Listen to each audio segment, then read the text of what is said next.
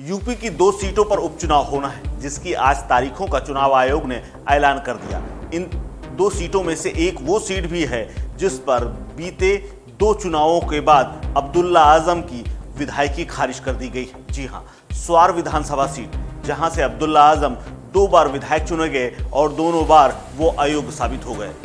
आखिर क्या है पूरा मामला, इस पर हम आगे बात करेंगे, लेकिन सबसे पहले बात करते हैं चुनाव आयोग ने जो आज तारीखों का ऐलान किया है। दरअसल चुनाव आयोग ने दिल्ली में बुधवार को कर्नाटक चुनाव का ऐलान किया। आयोग ने इसके साथ ही यूपी की 2 विधानसभा सीटों पर भी चुनाव की तारीखें घोषित कर दी, जो अलग अलग कारणों से खाली हुई थी। पहली सीट रामपुर जिले की स्वार विधानसभा सीट है, जबकि दूसरी मिर्जापुर जिले की 96 सीट है। इन दोनों सीटों पर उपचुनाव का ऐलान करते हुए चुनाव आयोग ने वोटिंग की तारीख 10 मई रखी, जबकि मतगणना की तारीख 13 मई तय की गई है।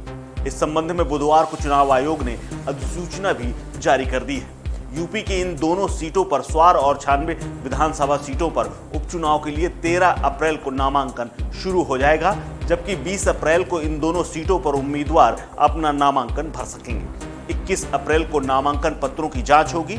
नामांकन पत्रों की जांच के बाद 24 अप्रैल तक नामांकन वापस लिए जा सकते हैं। इसके साथ ही एक बात की और आशंका जताई जा रही है। सुप्रीम कोर्ट से हरी झंडी मिलने के बाद ओबीसी आरक्षण अब यूपी में लागू हो जाएगा, जिसके तहत निकाय चुनाव होने। अब ये माना जा रहा है कि निकाय चुनाव और यूपी की दोनों विधानसभा सीटों पर उपचुनाव एक साथ तकरीबन अगल बगल भी हो सकते हैं। इसके साथ ही दोनों चुनावों की तारीखें टकरा भी सकती हैं। अब आपको बता दें कि बीते 15 फरवरी को ही विधानसभा सचिवालय की तरफ से अब्दुल्ला आजम, जो कि आजम खान के बेटे हैं, उनकी विधायकी खत्म करने की अधिसूचना जारी की गई थी, जिसे 15 साल पुराने मामले में 2 साल की सजा हो गई थी। वहीं इसके अलावा मिर्जापुर के 96 विधानसभा सीट पर भी उपचुनाव का ऐलान हो गया है। इस सीट पर अपना दल एस के विधायक राहुल कोल के निधन की वजह से चुनाव हो रहा है। राहुल कोल काफी समय से गंभीर बीमारी से जूझ रहे थे। बताया जाता है कि उन्हें कैंसर हुआ था, जिनका इलाज मुंबई के एक निजी अस्पताल में चल रहा था। इसी दौरान उनका निधन हो गया और अब इस सीट पर भी आयोग ने उपचुनाव का ऐलान कर दिया है।